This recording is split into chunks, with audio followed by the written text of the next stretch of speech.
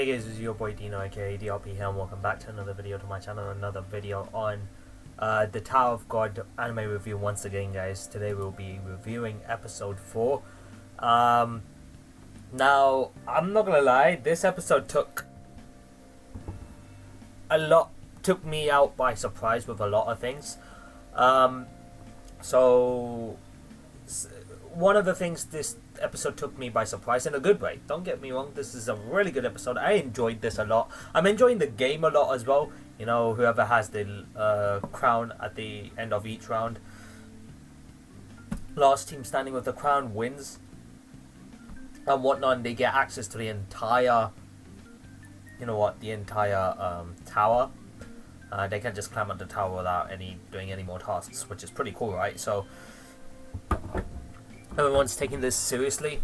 Obviously, we get to see a lot more characters and their abilities. Most importantly, we get to see some characters with their abilities.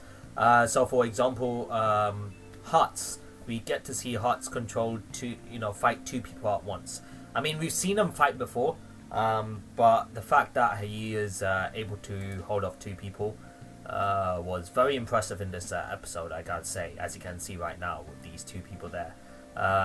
It was very impressive that he was able to hit. So he just threw one sword and then used the other sword, and that sword that he threw comes back like a boomerang of sorts, or maybe he's controlling where the sword flies off to, which is pretty cool if that's the case. Hats is an amazing swordsman.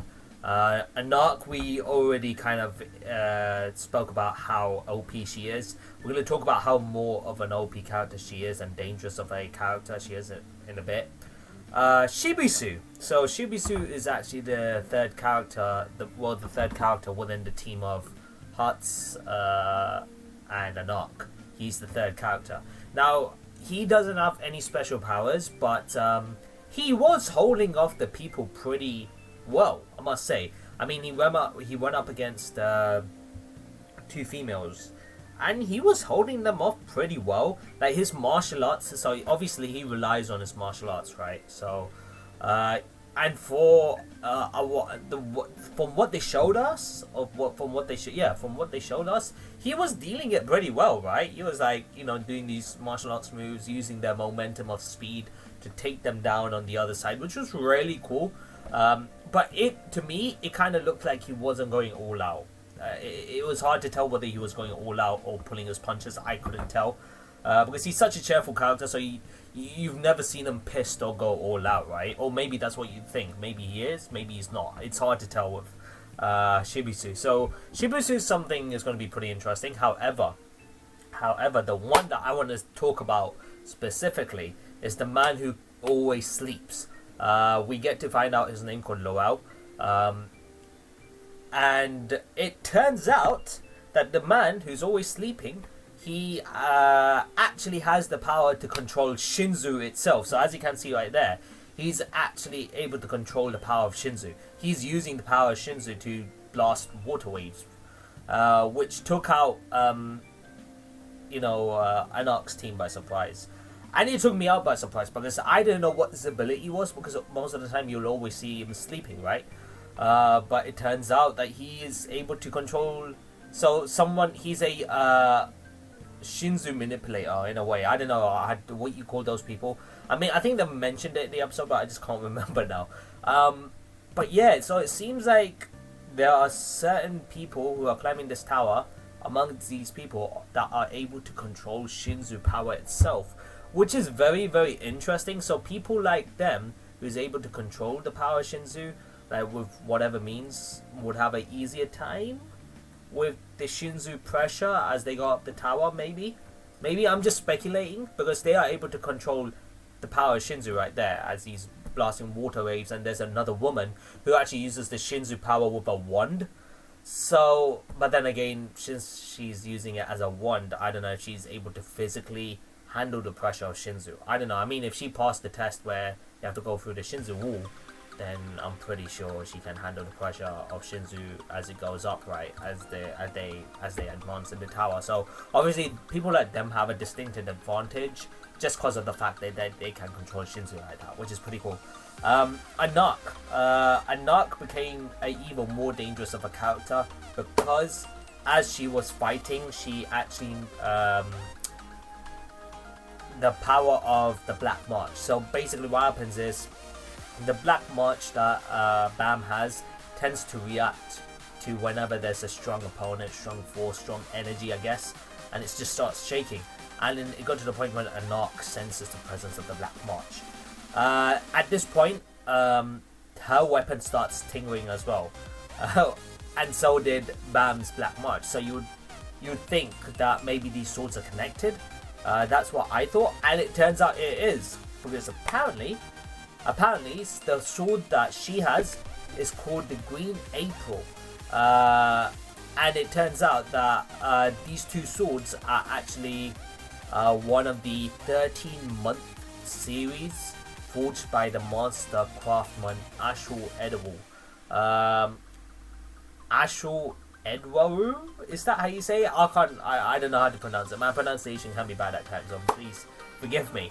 But so since she said this sword is one of the 13-month series forged by master craftsman Ashur Edwaru.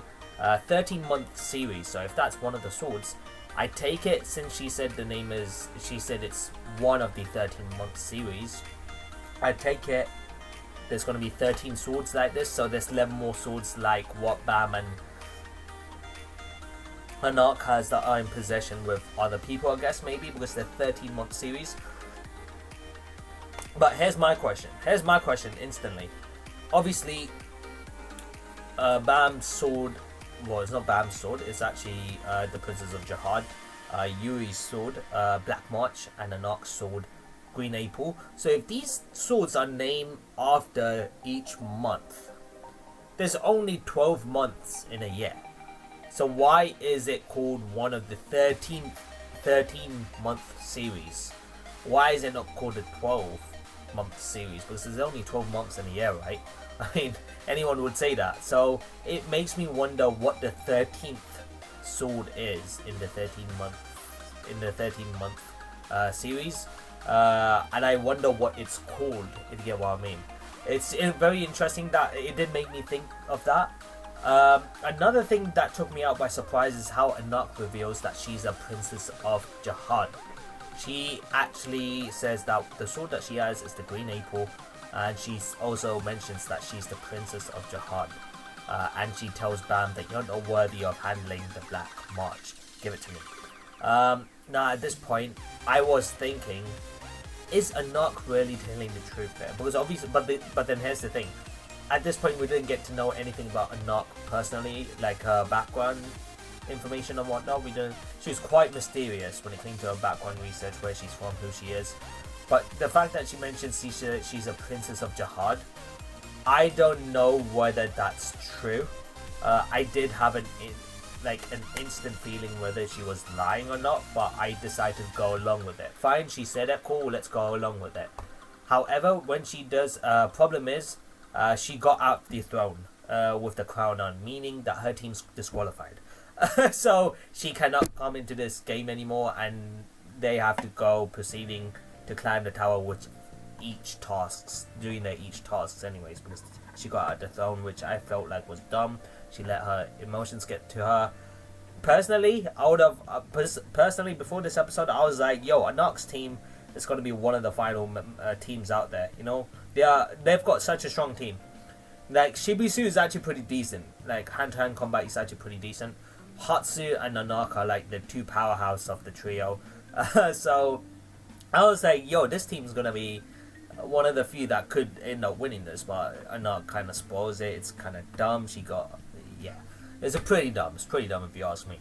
But yeah, since she got disqualified, she had to go to her room. But as she goes across Rachel's room, now Rachel, we did mention that Bam ends up seeing Rachel with the hoodie, and she's got two members with her, and there's a female and then this tall ass thing. I don't know whether it's human or not, but there was another female in there.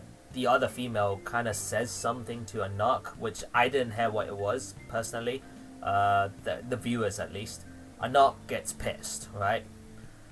She goes to attack her, and then Hut says like, "Don't cause any more problems for the team," and then she just storms off to her own room.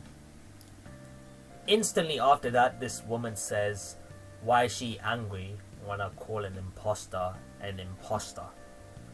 So already when she says something like that, an imposter, instantly in my mind I was thinking, whoa, if she's calling Anak an imposter, does that mean that Anak was lying about the fact that she's the princess of a jihad? Could that be what she was referring to? Or was it referring to something else? It was really hard to tell. But a lot of questions, a lot of theories in my mind. With the swords, because now that we know that there are other swords out there, these two swords are one of the 13-month series. So instantly I'm thinking there has to be 13 swords in total, because 13-month series, the name of it. I'm just speculating. If it turns out there are 13 swords indeed out there, then there's 11 more swords like this. But it does make me wonder why it's actually called 13-month series and not 12-month series, because there's 12 months in a year. And if they're going to name each of these swords after a month in the year, like January, February, March, all the way to December, what's the 13th sword going to be called, So that makes me wonder what's going on. Already we get to see a bit of people fighting, especially Kun. Kun has a very interesting suitcase. I mean, I already was invested in that suitcase already, because it was blocking attacks that Kun normally wouldn't do. Like, that suitcase that Kun has, it somehow absorbed the power of Shinzu, like, instantly. So the woman with this wand, she has a wand that can control the power of Shinzu. She strikes Kun, and Kun, basically what he does is he basically opens the suitcase, and all the Shinzu just goes all the way into his bag. And I'm like thinking maybe that suitcase is a sort of weapon of his where he can nullify any magic attacks. I don't know whether he can nullify any physical attacks. It was hard to tell, but maybe magic attacks he can nullify it by opening his suitcase and it will go in. Kun was very clever to replace the as you can see, the Shinzu power, he's nullifying it with a suitcase. He was very clever to put the crown that he got from the throne inside his suitcase, and then he throws a fake crown out, meaning people fight with each other fighting each other, since they thought the fake crown that he threw to the floor is actually the real one. But it turns out he had the real one inside his bag, and he made Bam sit on the throne with the crown on him, which is very clever move from Kun. Simple distraction. It's the most simple distractions that makes people get distracted easily, because in a game like this you want to win at all costs, because it's a bonus game that enables you to go through the tower without any tasks, right? So they're not going to think about whether this is real or not. They're going to think, oh, this is the crown, let's get it. So that's one, Kun executed it perfectly. My final thought / theory, it's got to do with Rachel. Before the episode ends, one of Rachel's subordinates or teammates go, "Is it okay to kill everyone here?" And she's staring at Bam, who's sitting on the throne, and she says, "Yes, of course, it's fine." It just makes me wonder why Rachel would say that, considering she cared so much for Bam. If she does really care for Bam, is she gonna do something that would probably make sure that Bam doesn't get injured or hurt during this game? Or is she just trying to put a facade to show that she just doesn't give a shit? If you get what I mean, because she's with her teammates, or maybe she's putting up a facade to make sure that they don't find out she's caring, that she knows Bam and she cares for Bam. I don't know, that could put anything that they find out could put Bam in unnecessary danger, maybe. So it's really interesting to see how this anime is going to progress from here on out. Get to see various different characters with various different abilities. I've really found it very interesting. I really like the anime so far. It's very fast paced as well. Like normally I don't enjoy fast paced animes because I've seen fast paced animes out there that just executes it so bad and it goes too quick and it's just kind of like, nah, it's not good.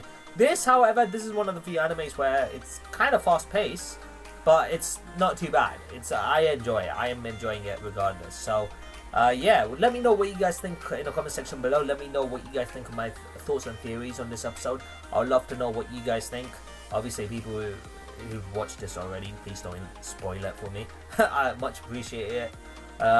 If you have watched the whole series, then you could probably comment on my theories and say what you think and how my theories are, but don't spoil. So, but yeah. Anyways, thank you guys so much for watching my video. Hope you guys enjoyed it. If you guys did enjoy my video today, be sure to smash the like button, comment, and share all those good things, and see more content on me doing more Tower of God anime reviews like this in the future. However, if you guys are new to the channel, considering that subscribe button and join the DRP Guild today, so you won't miss a single video from the channel, guys. Whether it's gaming videos, whether it's reaction videos, or whether it's live streams. So as always, guys, this is your boy Dina signing out, and have a nice day, stay awesome, and I'll see you in the next video, guys. So until then, peace.